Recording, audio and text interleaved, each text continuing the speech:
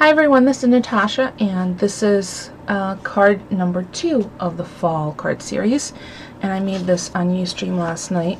And for those of you who want to join me on Ustream and give me feedback, chat, ask questions as I'm going along in the process, I invite you, I welcome you to join me. I'll include a link in the description below to my Ustream channel, and typically right before I go to stream I post a message on Facebook. I send it out. If you're in my crowd, if you're following me on Ustream, you'll get an email notice. I also tweet it out, so I kind of put out a broadcast on via those 3 social network locations if that I'm about to go live. And I have found that this is by far the most productive way to have me work on the cards, because I use this as semi-therapy after work. So it gives me an opportunity to kind of let go of some of the stresses from a work day and create, because I find that making something with my hands, whether it is something crafty, something that I'm giving to someone, or cooking, really does center me after what might be a very hectic, mind-numbing day. So, and I appreciate having the opportunity to have the balance between the two. So today's card is just simply called Fall, and you knew that the scary tree was going to make an appearance somewhere, which it has. I have to say, this is by far the most utilized die cut that I have picked up at the outlet store, Sizzix outlet, and I'm not sure whether it's still available, but there's it's called Tree Scary. There you go. And what I've started doing when I receive them is write down the number right on the label, so that way you can do a Google search if it's not available any longer on the site. And I try my best to link all of the currently available, even if it's from secondary sources rather than directly from the manufacturer, of the products that I use in my cards, and I include them under the recipe heading on my blog. So there'll be a link to my blog post with close-up photographs along with a full recipe for this particular card. So we made card number 1, this is card number 2, and you might even notice that there's an appearance of card number 3, which will be under a separate video. So what I did is, to make things easier for myself, I created a bunch of ivory cardstock bases in standard A2 size cardstock. So it's 4 1/4 by 5 1/2 folded. This way all I have to do is grab that, and also makes the participants on Ustream makes things move along a little quicker and a little easier, so they're not just watching me trim paper. There's a base, the base of the card, which is a standard A2 size card. Then my favorite black layer, and the reason I use black is because I wanted to bring in the continuity between the tree, because I cut the tree out of the Fellows black report cover stock. And then so I have a base of that, and then as in previous card I used my all-time favorite Indian Summer paper pad from Basic Gray. I so wish that this was still readily available. If you do a Google search, it's probably going to be the best way to find it. It's a lusciously colored fall paper pad.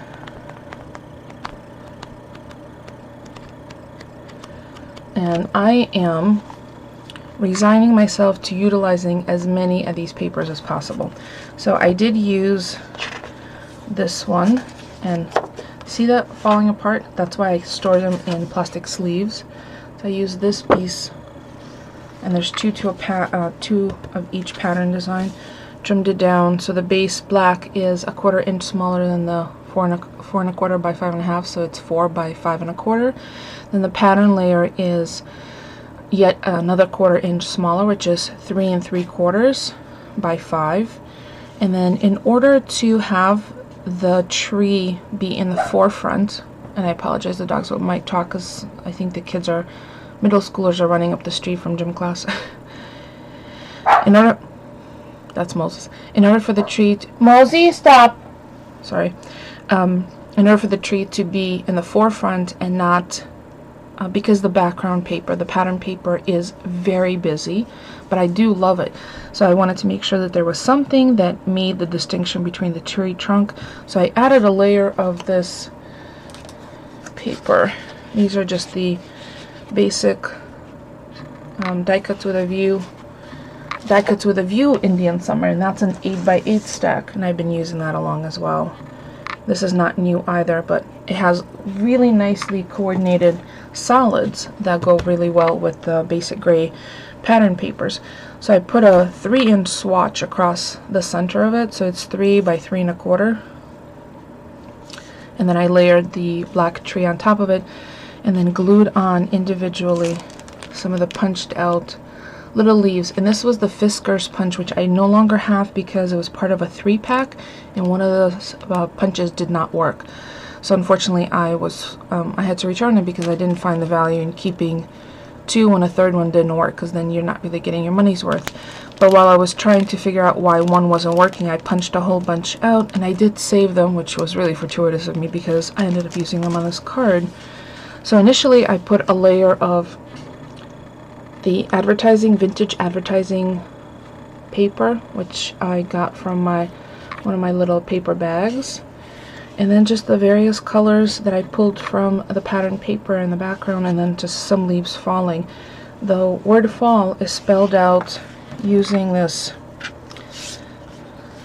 Sizzix Hunky Dory alphabet, which I thought was a really fun one. And this I picked up from Nancy, who is going crazy on YouTube when she was doing D-Stash. Or actually, she was, I think, trying to revive her car that needed some repairs. So, and I thought it was just the right size to fit into that little segment, because I wasn't going to be able to use my other favorite letters because they were just a little too large. I did cut them, and I would have had to overlap them. This fits quite nicely, so it's a nice little card to include. Again, inside's blank. In the back, I have the signature stamp. So there you go. So this is card number 2. I will keep going so long as you would like me to, and I will have a separate video of card number 3. Clue right here. Oh, and we got another chicken egg this morning, so I was really happy. Washed in the refrigerator already, and I think I figured out which chicken laid the egg. I think it was Omelet, because she came back in when I was picking it up and looked at me like, where are you going with my baby? And I thought, I'm sorry, Chicky, because it's never gonna be a baby because there's no rooster, so it's just an egg. So she looked at me and then went back to eating.